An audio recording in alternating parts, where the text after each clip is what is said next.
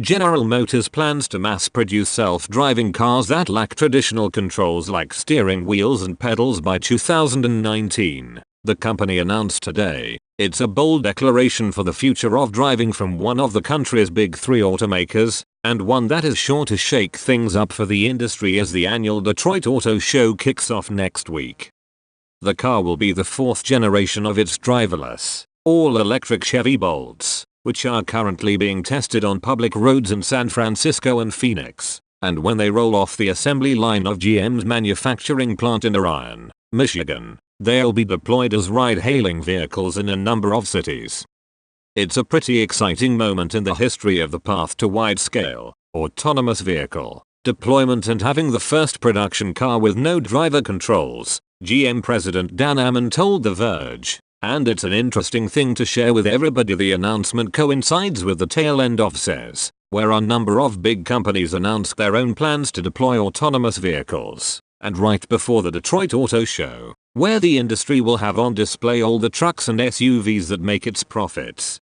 By committing to rolling out fully driverless cars in a shortened time frame, GM is seeking to outmaneuver rivals both old and new in the increasingly hyper-competitive race to build and deploy robot cars. Ford has said it will build a steering wheel and pedal-less autonomous car by 2021, while Waymo, the self-driving unit of Google parent Alphabet, is preparing to launch its first commercial ride-hailing service in Phoenix featuring fully driverless minivans, though still with traditional controls. Unlike those other companies, GM provided a sneak peek at how its new, futuristic cars will look on the inside. In some ways, it's the vehicular version of a Rorschach inkblot test. The bilateral symmetry of the interior looks both unnerving and yet completely normal at the same time. Instead of a steering wheel, in its place is blank real estate. The automaker submitted a petition to the National Highway Traffic Safety Administration for permission to deploy a car that doesn't comply with all federal safety standards. Ammann said the company wasn't seeking an exemption from the federal motor vehicle safety standards, something the government caps at 2,500, just a new way around a few of the requirements. GM is proposing to meet that standard in a different kind of way, Ammann said. A car without a steering wheel can't have a steering wheel airbag, he said. What we can do is put the equivalent of the passenger side airbag on that side as well. So it's to meet the standards but meet them in a way that's different than what's exactly prescribed, and that's what the petition seeks to get approval for.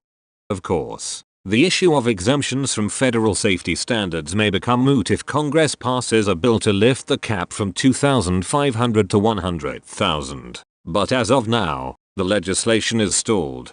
GM made this announcement to herald the release of its first 33-page safety report to the US Department of Transportation. The Fed suggested in 2016, and again last year, that tech companies and automakers working on self-driving cars voluntarily submit a safety checklist to the government in order to help keep tabs on this fast-moving technology. GM is only the second company working on autonomous vehicles to have submitted its report, Waymo being the first. GM breaks its safety assessment into 12 sections: safety system, operational design domain, object and event detection and response, fallback, minimal risk condition, validation methods, human-machine interface, vehicle cybersecurity, crashworthiness, post-crash behavior, data recording, consumer education and training, and federal, state, and local laws. It's a detailed, sometimes boring, sometimes fascinating look at how GM designs and programs its cars to handle all the mundane and insane things that happen on US roads.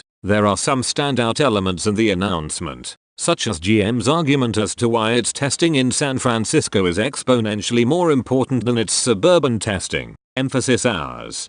While we also test vehicles in Phoenix, our San Francisco vehicles predict an average of 32 times as many possible interactions as those in Phoenix. Thus, San Francisco challenges our self-driving system more because, as the number of objects increase, there are exponentially more possible interactions with objects that the self-driving system must consider. For example, GM's self-driving Chevy Bolts encounter 270 emergency vehicles for every 1,000 miles driven in San Francisco, compared to just 6 in Phoenix. The safety report excludes certain information, like the number of times that human safety drivers were forced to take control of their driverless vehicles, or the number of accidents in which GM's cars were involved. Cruise Automation, GM's self-driving unit, told California regulators that its cars were in 6 crashes in September 2017 alone. Under state law, companies with a license to test autonomous vehicles are required to disclose all accidents, even when they are not at fault.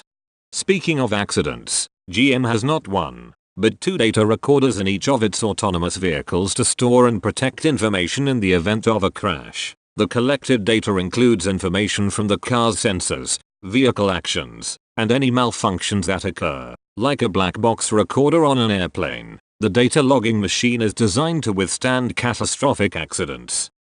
The report and the announcement about GM's first fully driverless vehicle is sure to impress investors, which have been bullish on the company thanks to its unique ability to scale its product. The automaker has been on a buying spree, acquiring both Cruise and LiDAR startup Strobe to help it become a full-stack autonomous car company. It also plans to roll out at least 20 new electric cars by 2023, a goal that puts it in a position to bring battery-powered driving to the mainstream. Ammon says it's what gives GM a leg up over its rivals. "We believe this technology will change the world," he said, "and we're doing everything we can to get it out there at scale as fast as we can."